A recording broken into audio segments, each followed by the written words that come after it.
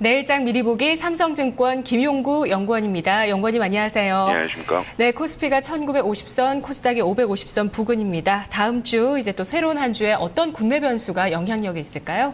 예, 다음 주 발표될 국내 지표 중에서 이제 두 가지 주목해 볼 필요가 있을 것 같은데요. 그러니까 하나는 한국 4월 그 수출입 물가 지수입니다. 그러니까 연일 전해지는 이 한국 수출 호조 뉴스의 어떤 이면을 좀 볼 수 있는 계기가 되지 않겠느냐라고 좀 보는데요. 그러니까 올해 4%대 경제 성장률과 함께 오늘 하는 측이 금리 동결 만장일치로 의결할 수 있었던 건 역시도 이 수출 호조에 이제 기인한 경기 회복 추세가 이제 계속되고 있다라는 판단이었는데요. 그러나 이제 이런 어떤 수출 성장은 이 물량이 늘어나는 결과이지 제품 단가 측면에서는 여전히 부진한 흐름 이어지고 있음을 이번 이 14일 수출입 물가 통해서 확인할 수 있지 않느냐 이렇게 좀 보고 있고요. 수출 기업 측면에서는 이제 매출은 늘더라도 이익 측면에서는 이제 빚 좋은 개살구일 수밖에 없다. 이런 부분 연결될 수 있다라고 보고 있습니다. 두 번째는 할인점과 그리고 백화점 4월 매출 지표가 될 건데요. 아무래도 이제 이 가슴 아픈 어떤 뜻밖의 어떤 사태로 인해서 이 내수 소비 경기가 이제 전월에 이어서 이제 부진한 흐름 계속될 수 있다라는 측면을 좀 주목을 해볼 필요가 있는데요.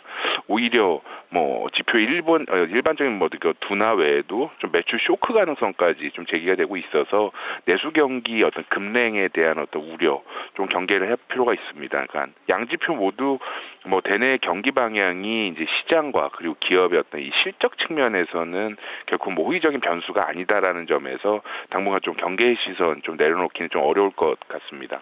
네, 원화 강세와 세월호 사건 때문에 지금 수출입 그리고 또 내수 모두가 적신호가 켜졌다 이런 내용들 나오고 있는데요. 다음 주 지표를 통해서도 이런 부분들이 확인이 되겠네요.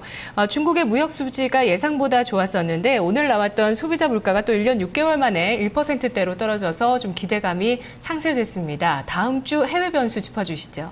예, 이제 G2 매크로 개선에 대한 어떤 기대는 다음 주에도 계속 이어질 것이다라고 보고 있습니다. 그러니까 먼저 13일 중국 4월 주요 내수 지표들 다 발표될 예정인데 일단은 이제 레벨 자체의 어떤 변동은 일정 부분 나타날 수 있겠지만 전반적으로 이제 어떤 턴어라운드 좀 나타나지 않겠냐라고 좀 보고 있어서 중국 경기 둔화에 대한 어떤 우려 좀 상당 부분 좀 완화될 수 있다라고 봅니다. 그러니까 미국 주택 지표 역시도 주목을 해봐야 될 거다라고 보는데요. 그러니까 이번 옐런 의장 의회 청문회에서도 이제 저희가 확인할 수 있었듯이 최근 미국 경제의 이제 어떤 유일한 아킬레스건은 이 회복의 어떤 시작점이었었던 주택 시장이 좀 빠르게 식어가고 있다라는 것이 될 것 같습니다. 그렇지만 이 신규 주택 착공과 그리고 건축 허가 그리고 모두 어떤 연초에 어떤 계절적 부진에서 완연히 좀 벗어나는 흐름 나타날 것으로 좀 예상이 되고 있어서 이러한 부분에서 어떤 주택 시장 분위기 반전에 좀 일조할 수 있지 않겠는가라고 보고 있습니다. 그러니까 결국 종합해서 보면은 G2 매크로 지표 호조는 이제 글로벌 경기가 여전히 어떤 우상향 회복 추세 이어가고 있다라는 걸 의미한다라고 보고 있고요.